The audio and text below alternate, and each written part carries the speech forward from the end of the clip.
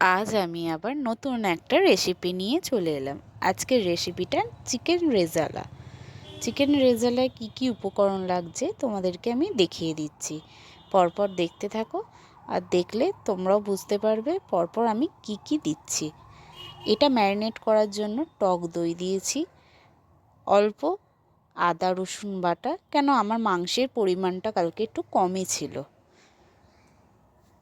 এর সঙ্গে দিচ্ছি আমি সাদা তেল, গোটা গোলমরিচের গুঁড়ো, আর অল্প করে নুন দেবেন। আমি নুনটা স্কিপ করে গেছিলাম কালকে। ম্যারিনেট করে মিনিমাম 2 ঘন্টা ফ্রিজ করে রাখতে হবে। ফ্রিজিং থাকলে না টেস্টটা দুগুণ বেড়ে যাবে, ভালো লাগবে।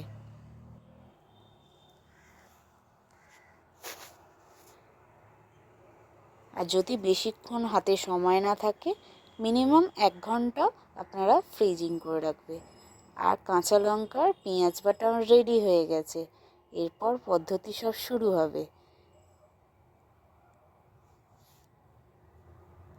আর একটা জিনিস আমি বলে দিই, এই চিকেন রেজালার মেন উপকরণ হচ্ছে মাখানা। মাখানাটা অবশ্যই চিকেন রেজালাতে লাগবেই। আমি কীভাবে করছি, কীরকমভাবে কী করছি সবই আমি দেখাচ্ছি, তোমরা দেখতে থাকো। আমি এই তেলের মধ্যে যে বাটারটা দিচ্ছি, তোমরা যদি বাটারের বদলে ঘি দাও তাতে আরও বেশি স্বাদটা বাড়বে। এবার গোটা গরম মশলাটা আমি একটু রোস্ট করে নিচ্ছি, অল্প রোস্ট করবে। আর পুরো রেসিপিটাই হবে হালকা মিডিয়াম একদম আছে।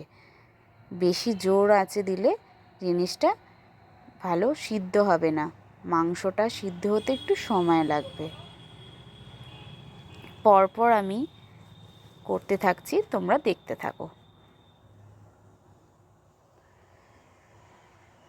এরপর আমি পেঁয়াজ আর কাঁচা লঙ্কা বাটাটা দিয়ে দিলাম।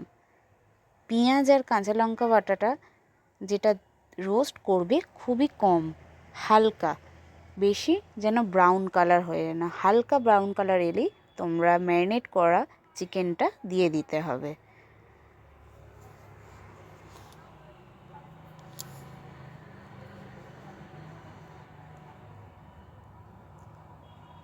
হালকা আছে পরপর করে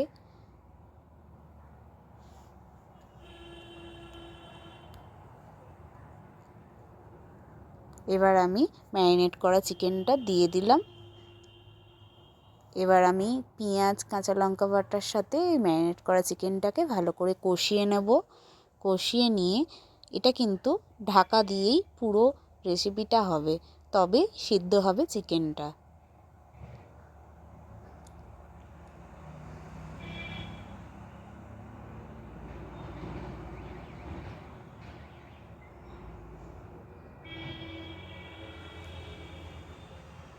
একটু ভালো করে কষিয়ে নিতে হবে যাতে মিক্সটা একটু ভালোভাবে হয়। টক দই দেওয়া আছে, ঢাকা দেওয়া হলে তারপর ওটা জল বেরোতে থাকবে।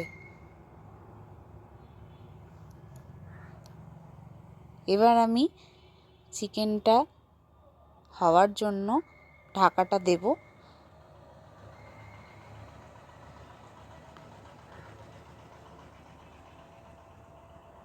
ঢাকাটা আমি দিচ্ছি মিনিমাম 10 মিনিটের জন্য। প্রথমটা 10 মিনিট ঢাকা দেওয়ার পর আবার পোস্ত আর কাজু বাদামটা আমরা বেটে নিচ্ছি। পোস্ত আর কাজু বাদাম বাটাটা দিতে হবে। আমি ঢাকা 10 মিনিট হয়ে গেছে আমার, ঢাকা খুলে আমি আবার একটু নেড়ে নিচ্ছি।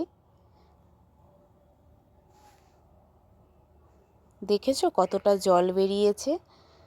এই জলেতেই মানে মাংসর কষার জলেতেই এটা কষবে বা মাংসটা সিদ্ধ হবে। আমি এর থেকে বেশি কোনো জল অ্যাড করব না।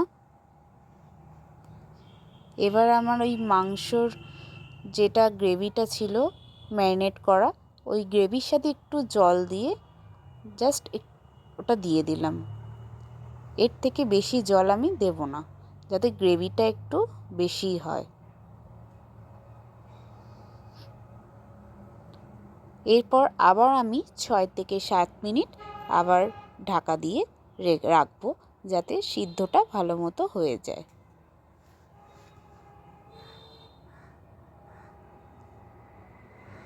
6 থেকে 7 মিনিট হয়ে গেছে। আমি ঢাকাটা খুলে এবার পোস্ত আর কাজু বাদাম বাটাটা দিয়ে দিলাম।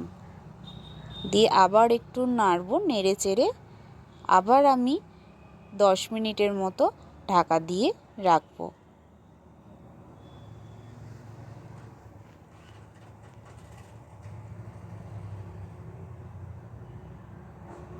এই 10 মিনিটের ঢাকা দেওয়ার পর আমার চিকেন রেজালাটা আজকে আমার খুব তাড়াতাড়ি রেডি হয়ে যাবে। তোমরা দেখতে থাকো আর কমেন্ট করতে, লাইক করতে একদম ভুলো না। অবশ্যই লাইক, কমেন্ট, শেয়ারটাও করে দিও। আমার রেডি হয়ে আসছে। আমি অল্প স্বাদ হওয়ার জন্য একটু চিনি দিয়ে দিলাম। এরপর পরপর মাখানা দেব আর একটু অল্প কেওড়া জল দেব। আবার একটু নেড়ে নিলাম, যাতে সিদ্ধ হয়েছে কিনা মাংসটা একটু দেখে নিলাম।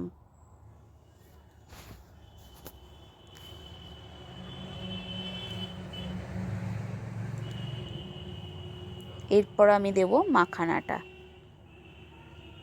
আমার মাংসটা কালকে একটু কমই ছিল, তাই মাখানাটা আমি কম করেই দিলাম।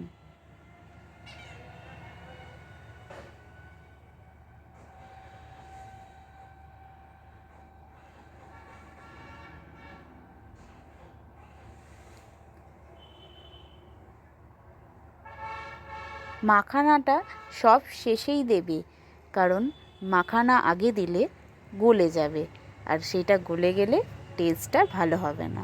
এরপর আমি কেওড়া জলটা দেওয়ার হয়ে গেছে। আমার চিকেন রেজালা রেডি।